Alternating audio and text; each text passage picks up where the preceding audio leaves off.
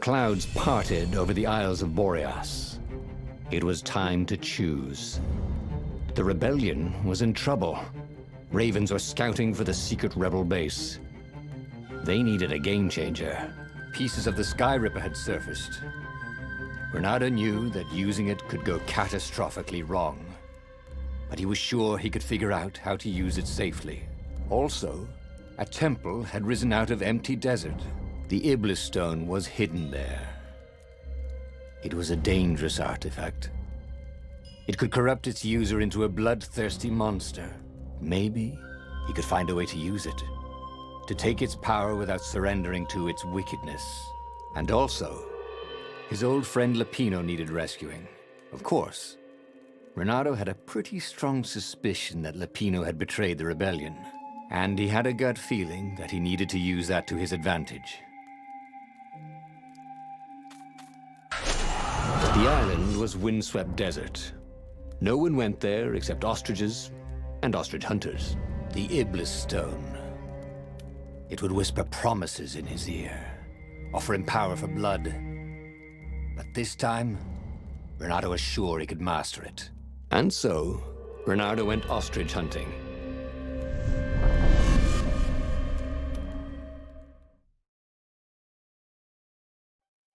Every child could sing verses about the Sky Ripper, but ancient codices held hints of other things. A stone that ate souls, a ruby that drank blood, a jewel only a righteous man could give away. Were all these things the Iblis Stone? Long hidden in the buried temple? Another ancient item that was only resurfacing now? Drawn up from the deeps by the Emperor's horrific rituals?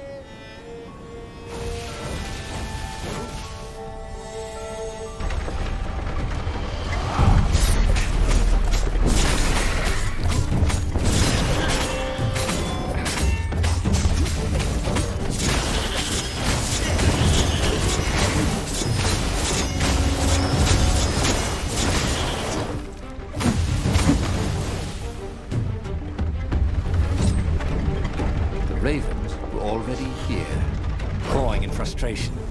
They were still searching for a way in. Good. And he hadn't come too late.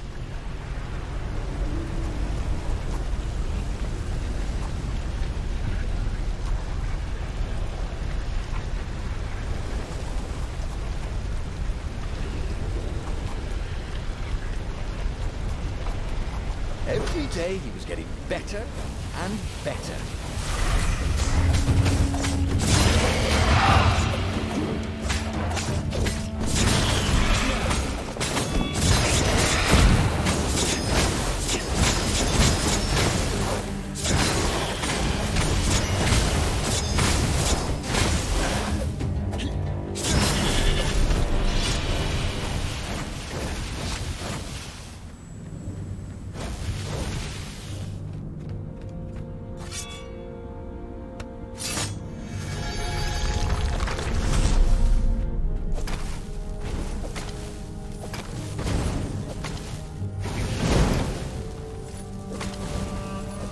Magical energy balls, immune to the laws of gravity.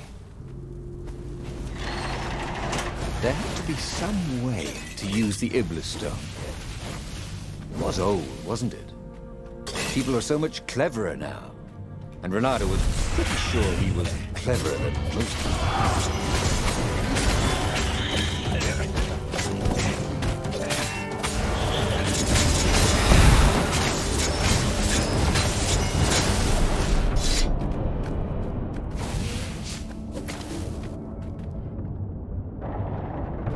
The Ravens at least could not get past this point. Obviously, the temple builders knew how to deal with tomb raiders.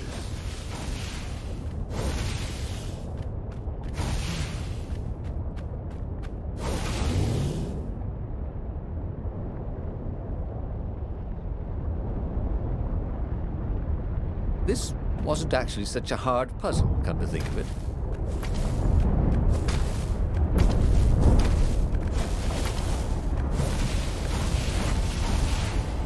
It was a stone of the purest blackness.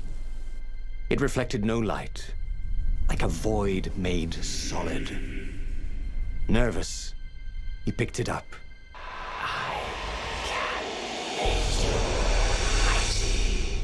Who said that? It was the stone. Eager. Thirsty. Kill the Emperor's daughter. Now you, Emperor. That seemed tempting and terribly wrong. Zenobia was the Emperor's greatest general and a potent witch. But they had been close once. And he had a sneaking suspicion the gem would try to control him. Why not capture the core of Sky Ripper instead? It was the eye of a lost god torn out by the Transcendent Emperor to power his greatest weapon.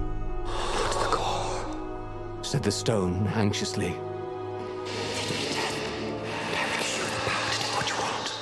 But even though Renato knew how evil the gem was, he had a clever plan for dealing with it. Why was he listening to a talking rock? Ah, but the rock had a point. If the stone could truly turn him into a powerful warrior, he could defeat the Emperor with the very weapon the wicked old toad had sought for himself. To be a hero, you had to sacrifice old friends sometimes, especially when they've become enemies.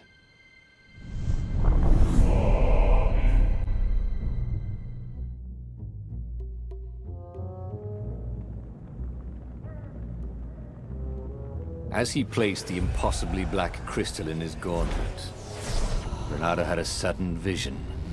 Charred fields covered in dead ravens below a black sun. Was it the time of the lost gods before the Transcendent Emperor? Was it the future? Feed the souls. It whispered. Take the power. He could feel the stone's hunger for souls, its thirst for blood. All right, I get it. This was going to be interesting.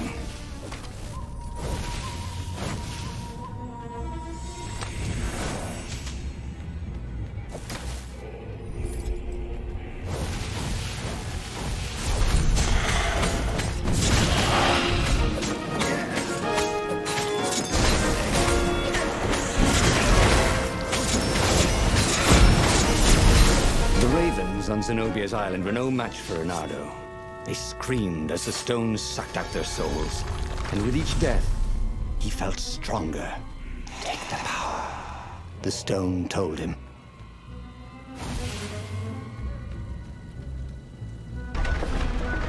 He couldn't do worse with Zenobia than he'd done with the core, could he?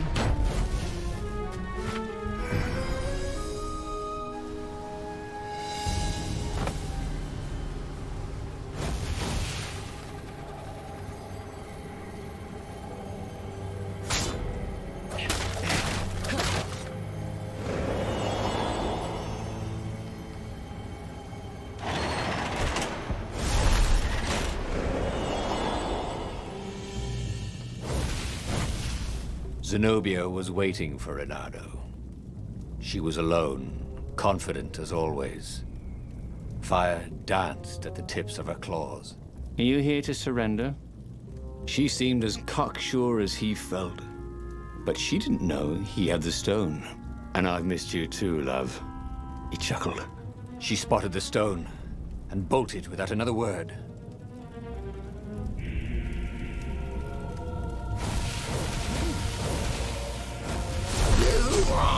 Interrupted story time.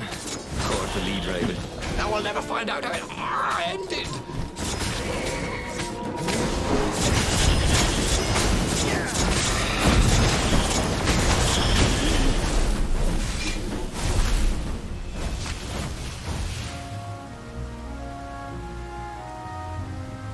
Finally, Renato caught up to her. He had never seen her scared before. At school, she'd been the determined, brave one. Now her eyes were wide, frightened. He didn't like seeing her this way. Kill her. Whispered the stone. You cannot win your rebellion without it. Please. No, said Zenobia. Not that way. Oh, they had been so close once. Could he really feed her soul to his demonic gem? But if he spared her, he would not get the full power of the stone. Oh, how could he be the hero he wanted to be?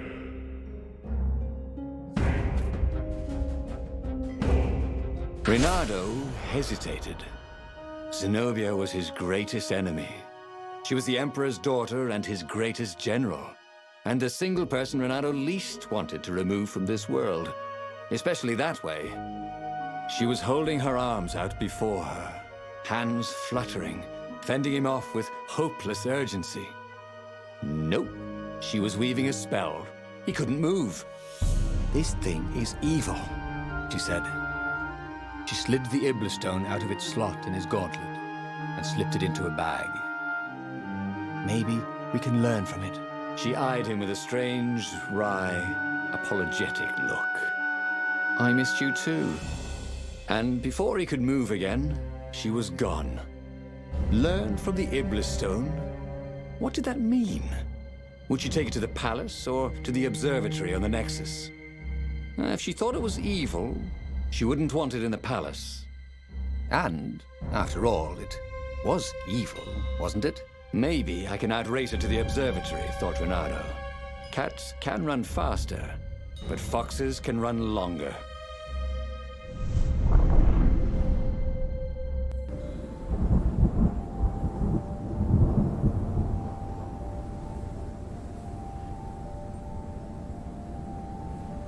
Reynardo felt a little sick. Ever since Zenobia had taken the stone from him, he'd felt an ache that wouldn't go away. He missed it.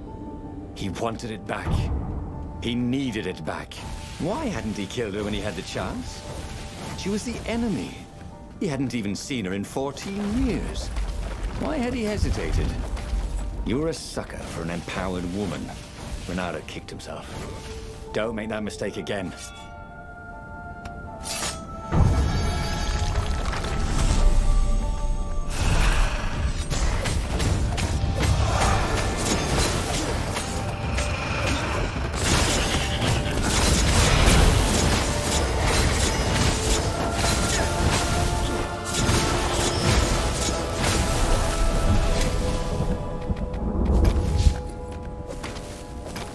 Zenobia thought the stone was evil.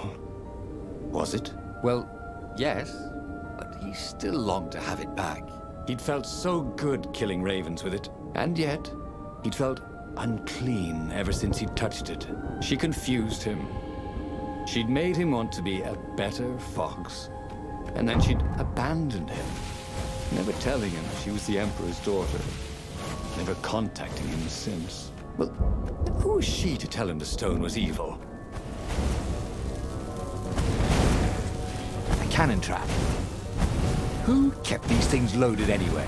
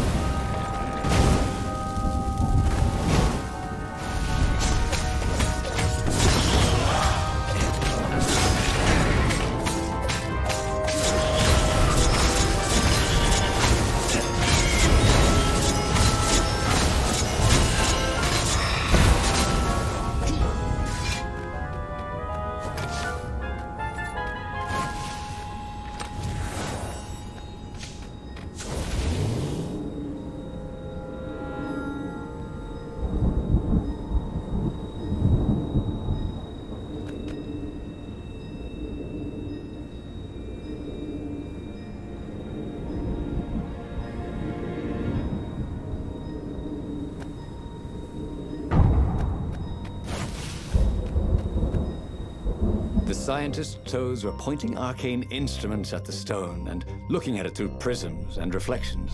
"Mine," said Reynardo as he took back the stone. "Well, we need it for science," croaked the toads.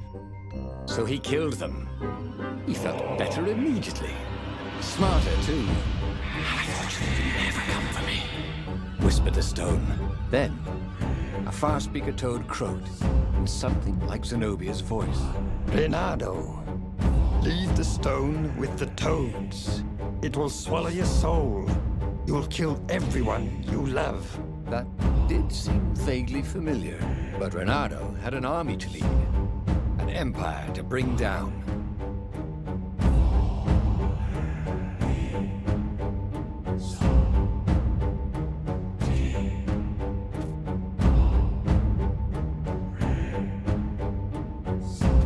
I know you can fight this thing. Zenobia continued in the Far Speaker's croak. You let me live. You know how evil it is. It will destroy you, Reynardo. It will destroy everything you love. He had tried to convince himself that this time he would control the Iblis Stone. But he could feel his will becoming brittle. She was right. He would get rid of it. Right? Now. Or now. He didn't really want to. I know. I'll go to the mountains, Reynardo thought. I'll find the strength to do it in the peace and quiet there.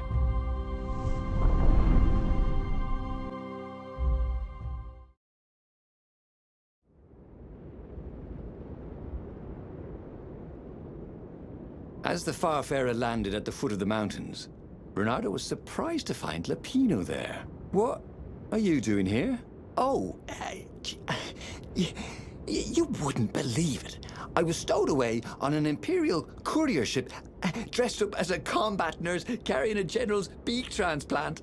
This is not a great time, said Reynardo, who was pretty sure he did not, in fact, believe Lapino's story. That's when you need your friends, said Lapino. I just need some peace and quiet, said Reynardo, and grimly set out on the path.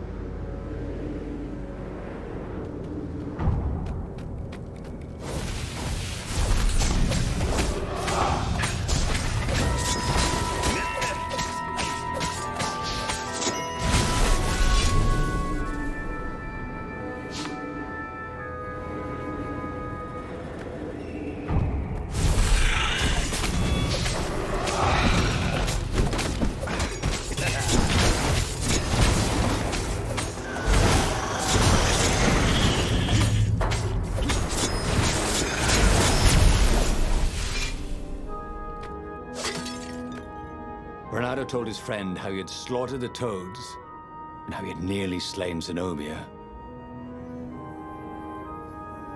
A terrible burden, this Iblis Stone, Sympathized the rabbit. Yeah, but I need it.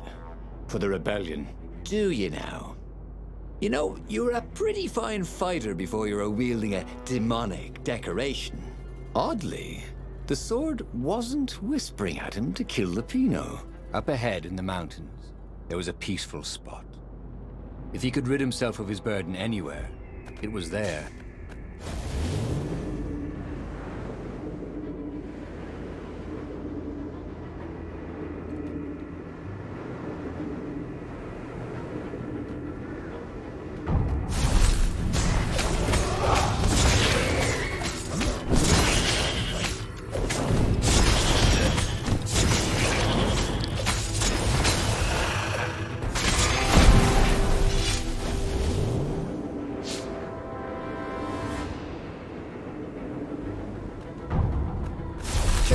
Kill the rebel! Caught one, Raven. Eat the rebel! Caught another.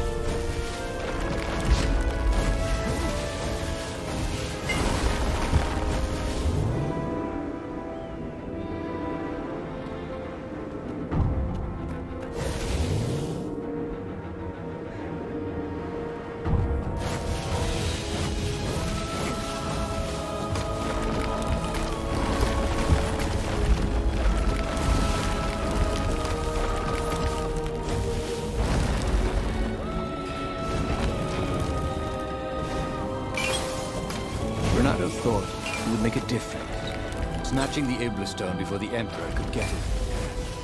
But it would destroy him. Zenobia and Lupino, they were both trying to save him. Peace. That was what he needed. So much for peace and quiet. There was Lupino. Again. You're stronger than some dumb rock, Lupino said. Let's just bury it, and no one will ever find it again. Reynardo could feel the spirit energy of all those dead ravens inside him, pecking away. The rabbit was right. Even if the rabbit was a traitor, he was still right. He tore the Iblis stone from his gauntlet and threw it into the hole Lupino had dug.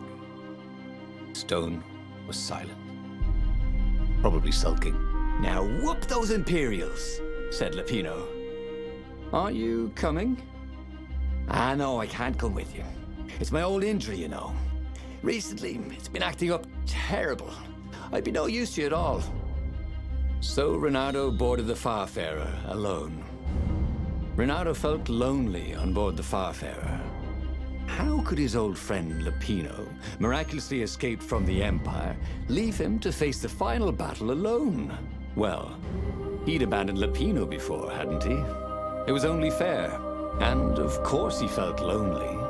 He'd given up the Iblis stone and all the souls he fed it. Of course he felt alone. But he had done the right thing.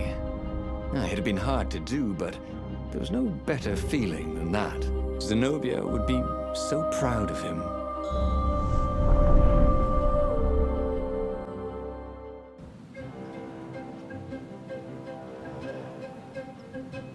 The battle, alas, was not going well. He no longer had the stone, and he'd never gotten the core. Lupino wasn't with him, and he was up against Zenobia, out there somewhere, maneuvering the Emperor's forces. The rebels had been outnumbered from the start, and he still had that aching longing for the stone. But that is what it means to be a hero. He would fight his way to Zenobia. He would show her what he was capable of. Just him, with no diabolic accoutrements. He would win, no matter the odds.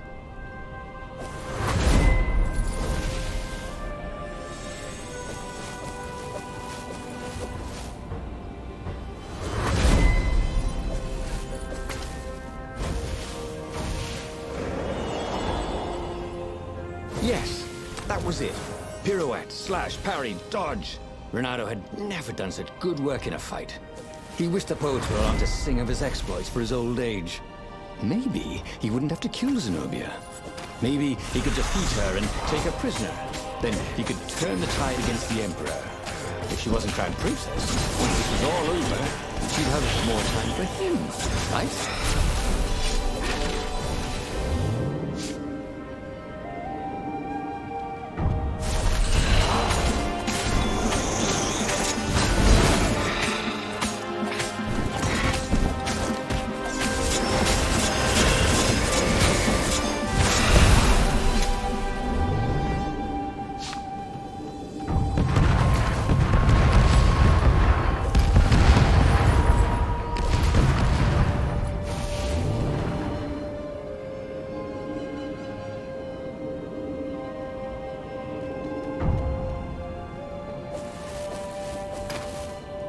Soon he'd confront the Emperor. Again. This time, he'd make an end of him. He'd screwed up last time, but he had a good feeling about this time.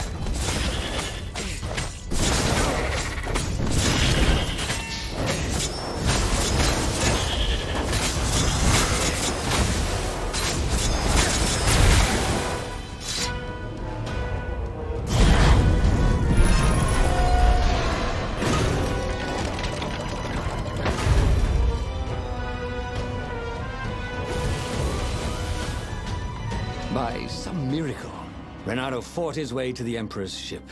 He was exhausted, bleeding, but he'd found the strength to reject the stone. Zenobia came out of the ship. "Reynardo!" she shouted, and then she fell down and died. Lupino was behind her, wielding a sword that seemed to suck all the light out of the sun. You idiot! You threw the stone away! Cried Lupino. "You said it was evil." It hates sanctimonious prigs like you, laughed Lapino. We're having a grand old time. Renato turned and ran. But no matter where he ran, Lapino jumped in front of him until Renato was cornered. That boy could hop. You wouldn't do this to an old friend, would you? Cried Renato. You mean this? Said Lapino, as he slid the sword into Renato's guts. Damn it! Again? Oh, again? But he already had all the secrets he needed. He was sure of that. He must have not used them the right way. What was the best, worst mistake he could make? Probably trusting that traitor Lapino.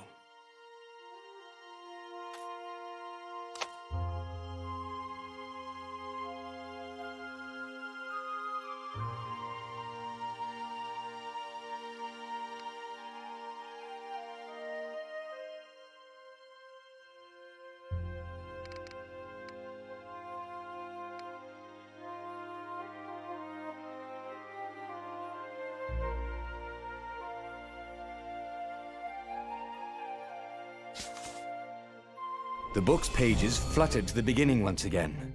Faster than before, and he fell. Special thanks to my patrons Heaven Over Hell, Justin Wood, Hobbs, Koopy Vegeta, Gunrunner and Water.